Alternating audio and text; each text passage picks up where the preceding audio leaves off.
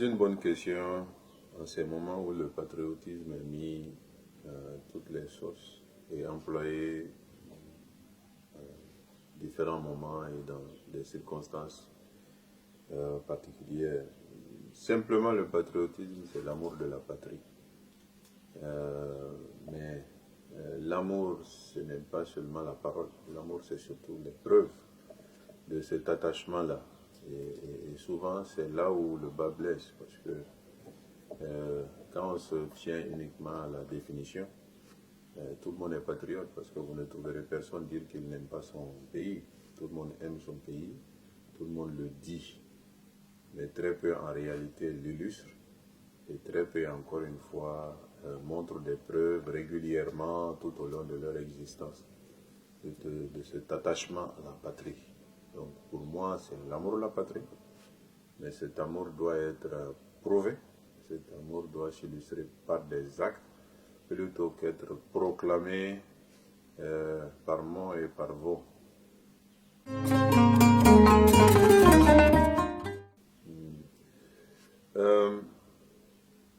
Pour moi, le patriotisme, c'est d'abord une question de niveau. C'est une question de niveau. Et j'ai l'habitude de dire que on peut classer les patriotes en 4 catégories. Il y a la première catégorie, il y a la deuxième qui est plus élevée que la première, il y a la troisième qui est plus élevée que la deuxième, et il y a la dernière qui est plus élevée que toutes les autres.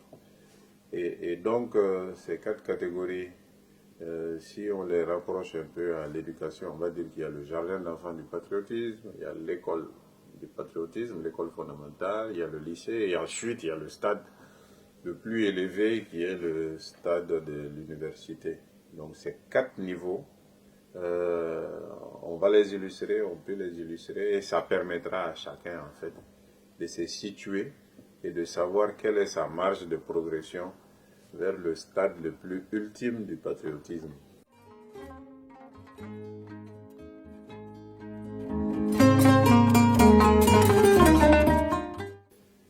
Le jardin d'enfants du patriotisme, c'est d'abord faire en sorte que on ne soit pas bénéficiaire de quelque chose qu'on ne mérite pas. Éviter d'être redevable vis-à-vis de la collectivité. Éviter de prendre quelque chose de la collectivité. Être attaché à la collectivité, être attaché au pays, c'est donner, ce n'est pas de recevoir. Et très concrètement, par exemple, c'est refuser d'occuper un poste qu'on ne mérite pas.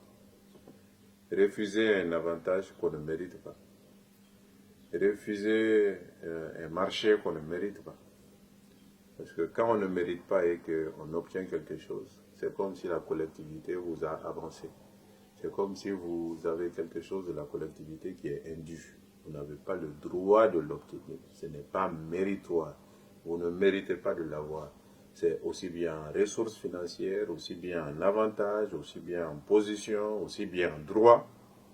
Donc tout ce qui va faire que vous allez occuper une position, avoir quelque chose que vous ne méritez pas, c'est se refuser cela.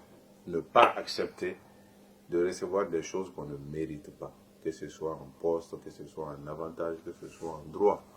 Une illustration concrète aussi, c'est de ne pas tricher aux examens, parce que quand on triche aux examens, on réussit, mais quelque chose qu'on ne mérite pas normalement. Donc c'est refuser tout ce qui est avantage indu, refuser tout ce qui est position qu'on ne mérite pas. Pour moi, ça c'est le p.a.-ba.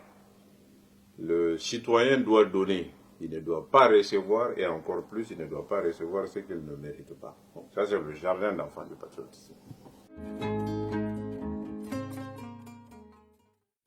L'école fondamentale, qui est le niveau suivant, ça, c'est faire ce qu'on doit faire. Et la première étape, c'est de ne pas accepter ce qu'on ne mérite pas. La deuxième étape, c'est faire ce qu'on doit faire. Ce qu'on doit faire dans la collectivité, c'est déterminé par les règles.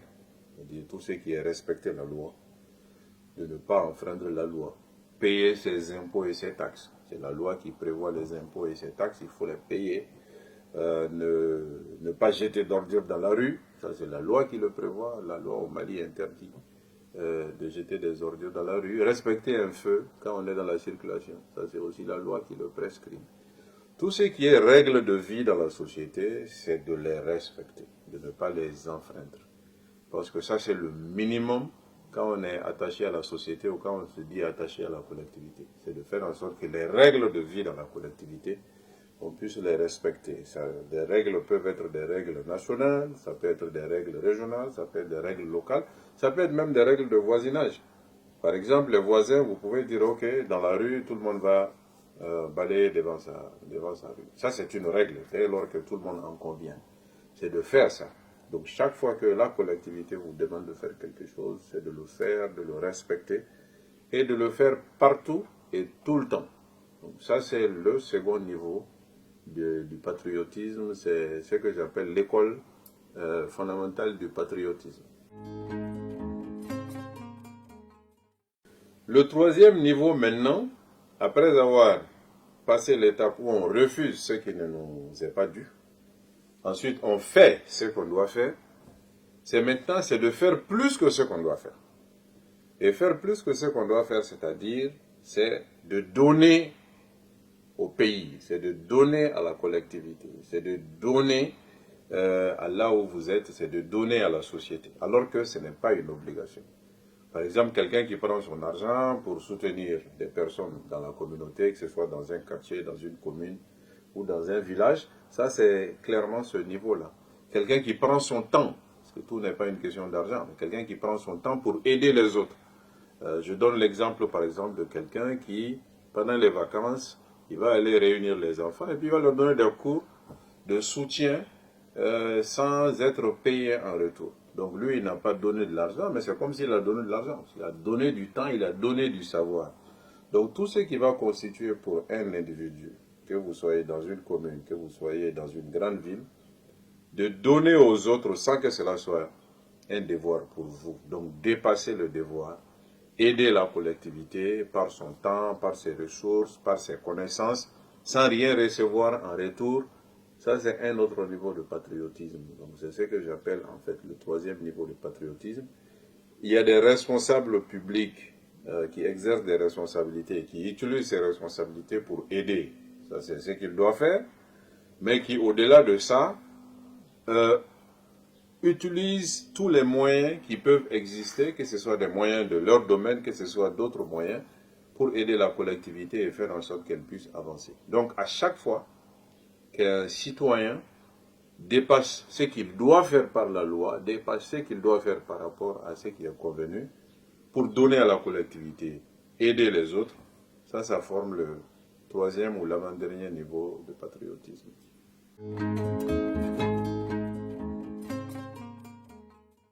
Ça, c'est le stade suprême. C'est ceux qui perdent leur vie en défendant la collectivité. Au premier rang desquels, évidemment, nous avons les forces armées de sécurité. Parce que ce qu'on a le plus cher sur la terre, c'est notre vie. Donc, accepter de mettre sa vie dans la défense de sa collectivité, c'est le stade suprême du patriotisme. C'est pourquoi nous ne pouvons jamais suffisamment remercier les forces armées de sécurité, toutes les composantes des forces armées de sécurité qui risquent leur vie tous les jours pour nous. Mais il y a aussi dans les villes des forces armées de sécurité qui risquent leur vie pour nous, la police et autres. Donc tous ceux qui perdent leur vie pour la collectivité, on ne peut pas faire plus que ça. Mais tous ceux qui sont prêts à mettre leur vie aussi au service de la collectivité, c'est-à-dire ils ne regardent pas le danger. L'exemple de celui qui exerce une responsabilité, qui ne va pas refuser d'aller quelque part parce qu'il y a le danger, qui va y aller parce qu'il doit y aller. Vous avez des troupes qui sont par exemple à Mopti, vous êtes responsable à Bamako, de temps en temps vous devez aller voir vos troupes à Mopti et ne pas se dire qu'ils risquent leur vie et donc vous n'allez pas aller pour les visiter et regarder ce qu'ils font sur le terrain. Donc en termes de soldats, en termes de ceux qui sont au front, mais aussi en termes de responsables qui acceptent d'aller au plus près possible des troupes et des populations pour voir comment ils sont, pour voir comment ils travaillent et qui risquent leur vie par rapport à ça. Donc le dernier niveau de patriotisme, c'est vraiment ça. Tous ces niveaux-là, il faut que chacun d'entre nous, nous regardons où nous nous trouvons. Parce qu'évidemment, les niveaux s'enchaînent. Quand on est au premier niveau, Le deuxième niveau, ça sous-entend qu'on a déjà fini le premier niveau. Le troisième niveau, ça sous-entend qu'on a déjà fait le premier et le deuxième niveau. Il faut que chacun d'entre nous, tous les jours, on se compare à ces 4 niveaux. Premier niveau, refuser d'être redevable à la collectivité sans raison. Ne jamais accepter quelque chose qu'on ne mérite pas. Aussi bien en poste, aussi bien en droit, en avantage, en position. Deuxième niveau, faire ce qu'on doit. Respecter la loi, respecter ce qui est établi comme règle. Troisième niveau, c'est dépasser ce qu'on doit faire.